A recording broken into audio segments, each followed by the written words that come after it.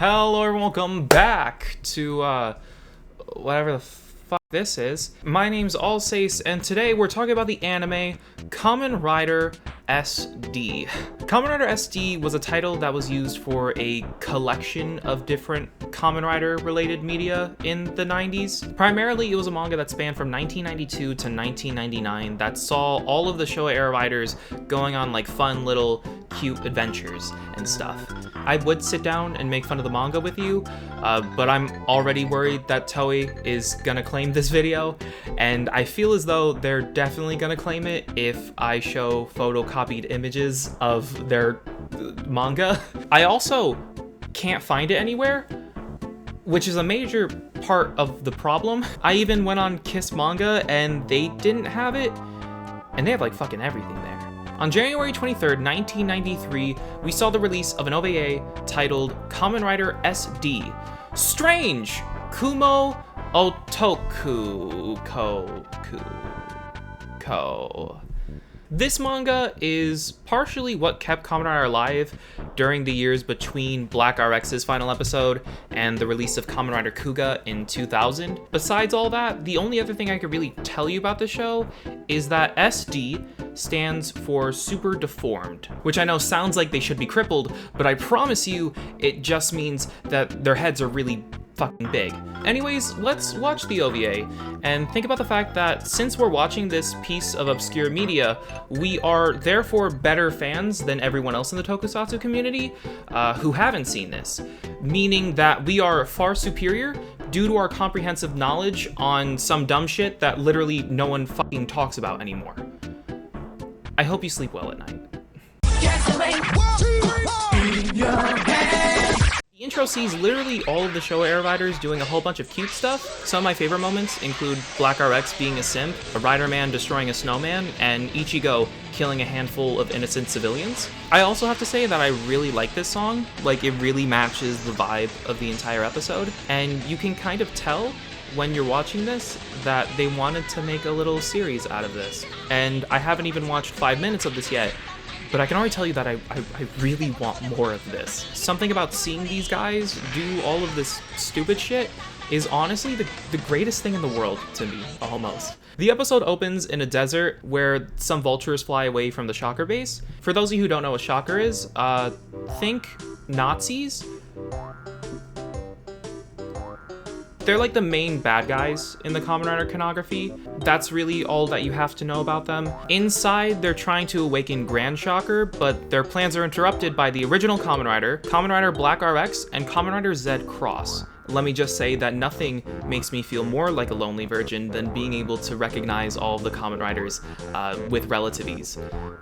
They end up destroying the base and ride off on their motorcycles, and I know they're small here and stuff, but this is like really cool, and I think it's really really dope, and I just think it's cool. I just think it's cool. It then cuts to another enemy base where we see a group of SD villains discussing how badly they want to commit Kamen Rider genocide, and it's revealed to us that the episode title translates to Strange Spider-Man, which is a little neat reference. If you don't know, the first ever episode of Kamen Rider is titled Mysterious Spider-Man, where the original Kamen Rider is seen facing off against a spider monster, and it's kind of a tradition now for Kamen Rider to have all of the first monsters in any given series be based on a spider because of this fact. We then see Ichigo trying to improve his time on the racetrack, while Z-Cross and RX are playing Yahtzee. It turns out that RX has tallied up quite a debt to Z-Cross due to his crippling gambling addiction. This causes Z-Cross to take property of a gift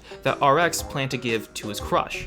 The boys then put RX on trial because these bitches ain't shit and RX needs to be reminded of that fact. It turns out that he met her at a sports club and we see a shot of her throwing it back, and I'm immediately put on the same page as RX.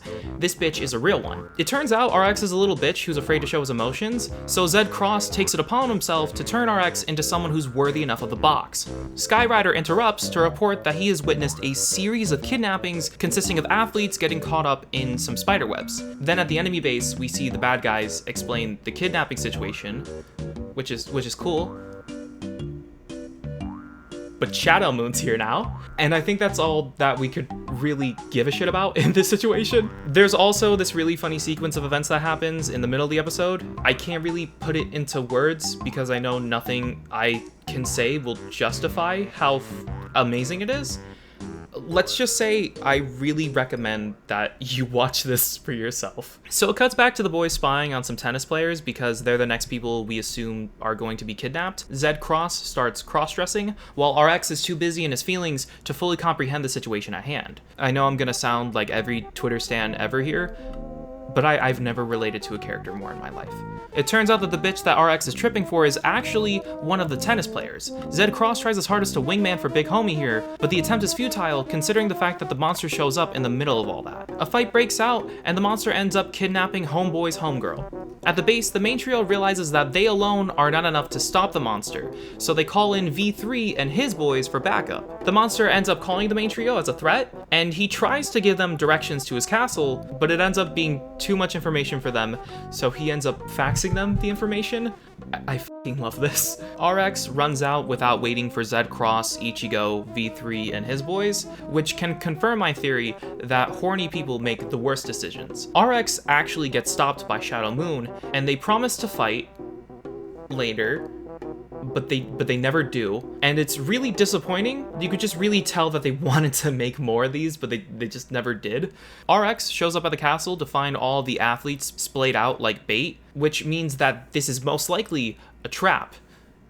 And it is. Thankfully, Zed Cross and Ichigo show up immediately to help RX out. The Spider-Man is able to brainwash Homegirl, and it cuts to V3's gang on their way to the fight. It then cuts back to the main riders, where it seems as though all hope is lost, but fortunately, V3, X, and Super 1 show up to save the day. They finish off the spider monster and wake up RX's girlfriend after the fight, but V3 now realizes that she is indeed the baddest BZ he's ever seen, which causes V3 to get with the girl in the end instead of RX, which honestly makes me really sad.